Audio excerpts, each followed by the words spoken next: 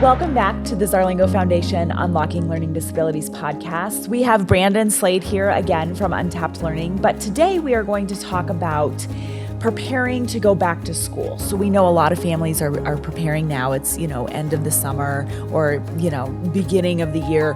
What can we do for our executive functioning kids that need help with how do I go back to school and make it successful so that we don't get 3 weeks into school and then realize, oh no, we should have been doing something. And I'm talking, maybe for older kids. I know that there's a lot we do for younger kids, but maybe that seventh and eighth grade. So they're starting to have some independence, but they also still need a little bit of help at home from mom and dad. Yeah, well, and so often the brain is almost mush, right? when we talk about going back to school, whether it's in August or September. Sure. So again, we spoke about routines. And so starting to develop some of those routines, we don't need to go all in, but starting to develop some of those routines before summer ends has shown to be very valuable. Mm-hmm. So what are the core routines? First one is bedtime. Mm-hmm. It is so hard for many of our kids who have been sleeping till noon to wake up at 7:30, 6:30, whatever that is, and then be ready to go right away. Sure. So we need to ease that back. We always talk about sleep variance. Mm-hmm. If we're sleeping till noon and school starts at 8 a.m., that's a 4-hour sleep variance. Yeah. We need to get that sleep variance to like 1 or 2 hours by the time the summer ends in a perfect world. Sure. So sleep routines is huge. Mm-hmm. Academic routine in some capacity. Obviously, we're not going to do, 6 to 8 hours of academic work over the summer, but even if it's just like a reading routine or something academic. Okay. Doesn't have to be reading, but something academic for 30 minutes to an hour per day. The perfect situation would be if you line that up in some capacity when homework would be done. Sure. Okay. So let's say during the school year you decide we're going to do homework from 7 to 8 every single night at the kitchen table. If we could have an academic routine around that 7 p.m., that's the perfect world. We're training that brain so we can ease into this pretty easily. Sure. And then huge bang for our buck is some kind of movement routine. Okay. Exercise is performing better than Adderall now in some clinical studies for attention, learning, memory retention. Obviously, there's a ton out there with anxiety, decreasing that. So getting some type of movement routine in. Okay. The research says, and this is from the book Spark, the research says 15 minutes of getting your heart rate up per day gives you all these benefits. Okay. So what routine can we do before school starts to really work on that wellness? I think is those 3 things: sleep, academic, and movement. You're going to have a huge bang for your buck and hopefully ease back into school pretty easily-ish. Sure. So the family that's tempted to say, homework's taking too long, school's crazy, we're going to cut out soccer or we're going to cut out, whatever the extracurricular sport is. Maybe we need to rethink that and say, actually, if we go to soccer or we go to gymnastics or whatever the thing is, we might perform better on homework when we get home because we've had a little bit of time to move our bodies and get our heart rate up and that sort of thing. Would you agree with that? Oh yeah. I don't even think might's in there. Yeah. I think for me, and again, my specialty is the ADHD executive function piece. There's study after study showing how much more efficient we are, the better work we do better, how we get things from short-term to long-term memory, attention's better if we get that heart rate up every time per day. Okay. And then there's a ton of long-term effects as well, which we're not going to see right away. But I am the biggest advocate of movement, and not everyone's an athlete. Sure. It could be walking. Sure. Yeah, so maybe 15 minutes outside playing or let's take a walk. Absolutely. And just, we can just decompress and, especially as we go back to school and when the weather's still really nice, let's take a walk for 15, 20 minutes before we go home. Absolutely. Well, and some of the traps we fall into over summer, and it's not necessarily summer, it's any break. Sure. We know that our students, and myself included with ADHD, we regress twice as much when we don't have structure. Right.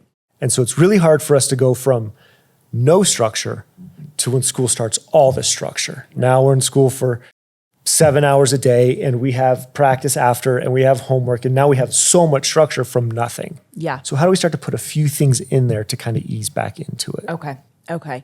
Yeah. So that was kind of my other thought is I want to make sure that parents maybe understand that when we come home from school that first week or two, we may not be in the best moods. We may have some meltdowns, right? And that would be a normal reaction to going from no structure back to structure, correct? Or for me, simply having to pay attention that much. Yeah.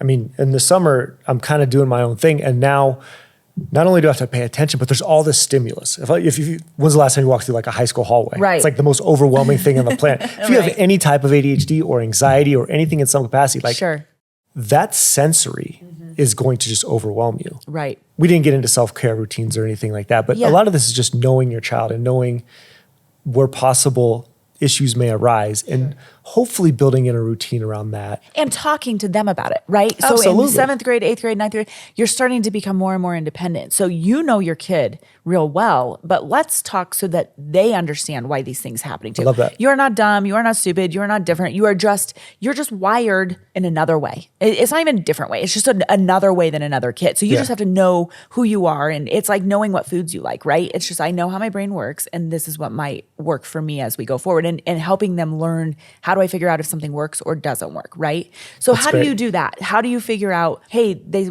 recommended this and it's just not working for me? How long do you give it before you go, this is not working, we got to try something else? I love that. And so a quick reminder, metacognition or self-assessment, our self-assessment's poor. Right. If we have these executive function challenges, right? Mm-hmm. And so if I get a B on a Spanish test, if I ever stumbled across that as a kid, didn't happen much. But when it did, I would have no idea what my process was to even get there. Right. So going to the academics and then coming back to your question. So if a kid gets a B on a Spanish test, the way we get to this self-assessment is we ask a lot of questions as adults or as parents, and then we see patterns over time. So it's like, okay, you got a B on a Spanish test. How many days in advance did you start studying? Did you go to office hours? Did you study with friends? Was it loud or was it quiet? Asking a bunch of questions, and over time, we'll see patterns. Remember, our brains work different. Mm-hmm. So I don't have any answers, and we've worked with thousands of kids with this thing. Nobody has any answers, but if we ask enough questions, we'll start to see patterns, be like, oh, look at that. That's a thing. Yes, asking a ton of questions is very helpful. Yeah, and so that's the academic side. I want to come to the meltdown side. Yes. So much of this as well is asking questions around that, because we know, and I love your communication strategy about how we can talk to our kids. Mm-hmm. The first couple of weeks could be really overwhelming, or not, yeah, right? But if they are, it's asking those same questions. It's like, wow, you were really ramped up, and now you feel like you've come down. What did we do? Mm-hmm. Were we sitting in our room reading? Or did we take a walk around the block? Just that reinforcement to them, even when we know the answer as adults, is really helpful for us to see that. Okay. If they try to say their phone or video games or something, we know that gives a short-term reprieve, but it's something good to remind them that that's probably not a long-term thing. Sure. Okay. And then also to say, it's totally fine.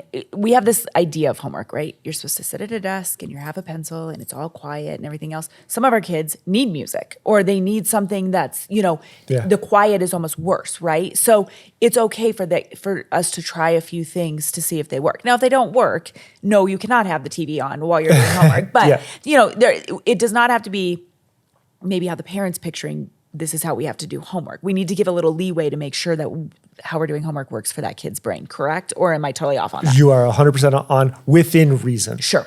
Yes. I know most teenagers we talk to are like, yeah, I do best while I do video games and homework. It's like, no, you don't. No, you don't. But same thing with, I know a constant fight is college students. They want to do all their homework on their bed. Yeah. And then what happens is they're falling asleep and they can't maintain attention while doing homework. And then the opposite is true too. They complain about that they can't fall asleep at night. Yeah. So we want to try our best to designate a space for productivity and productivity only if that's available in your household. Sure. If that's not, we work around that.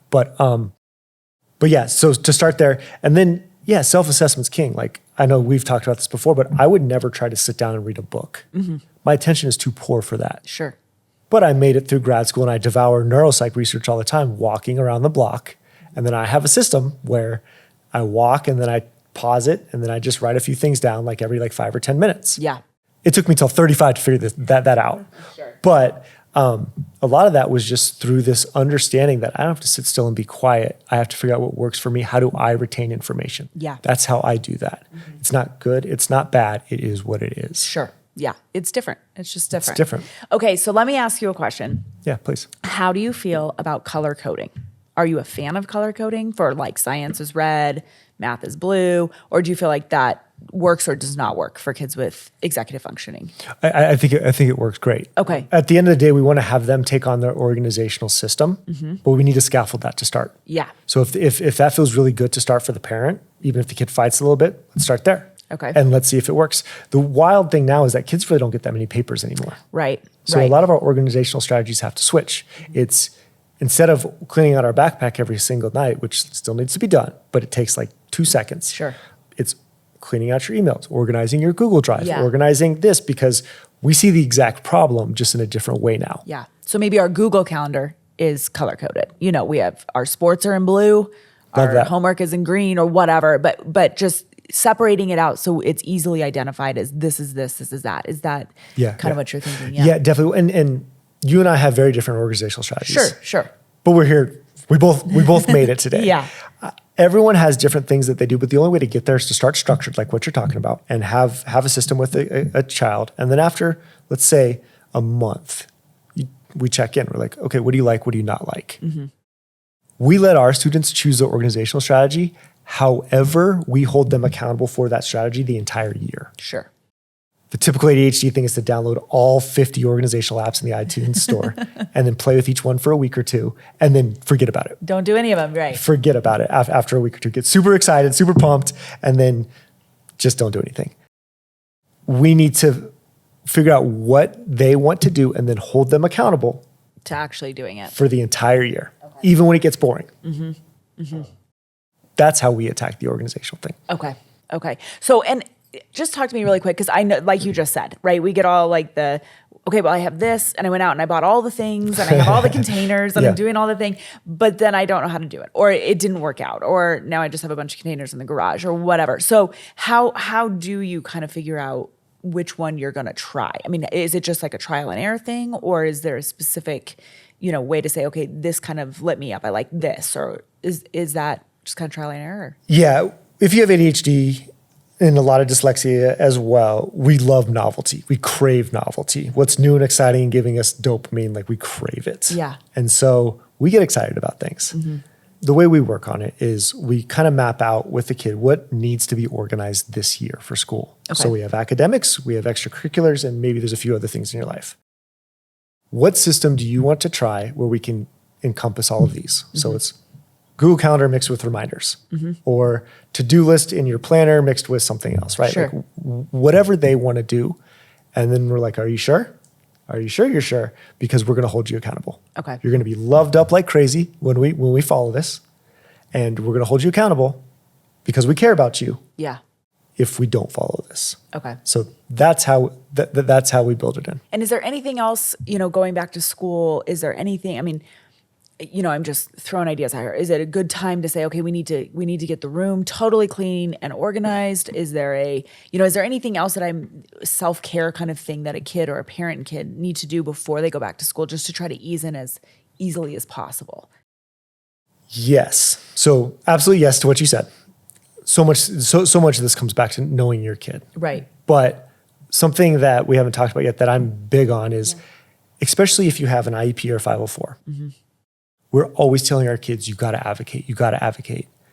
And we get frustrated when they don't do it. We work so hard to get them accommodations or get them extra support. And we get so frustrated. 99% of the time, kids don't even know what to say, or they make it worse by saying it in the wrong way, or they don't even know what they're asking, or they're intimidated. Mm-hmm. One of the things that we've seen a huge bang for our buck on is we role play with students. Yeah. Okay, you need extra time on this test. I'm your teacher, talk to me. Yeah, how do we ask for this? Here's an email. Put it in your drafts, copy and paste it, and just change it in a minor way so you can clearly advocate for your needs. The reason why this works so well is, first of all, they have a lot of confidence. They're clearly communicating what they need, and it's a life skill. Yeah. We're asking for what we need in a kind and respectful manner. Yeah. So role playing some of these things is we've seen a huge bang for our buck on that before we go back to school. Go back to school. Okay, perfect. All right. Well, thank you for talking with us that was helpful. This. Yeah, absolutely. Thank you for talking to us about this today. Of course.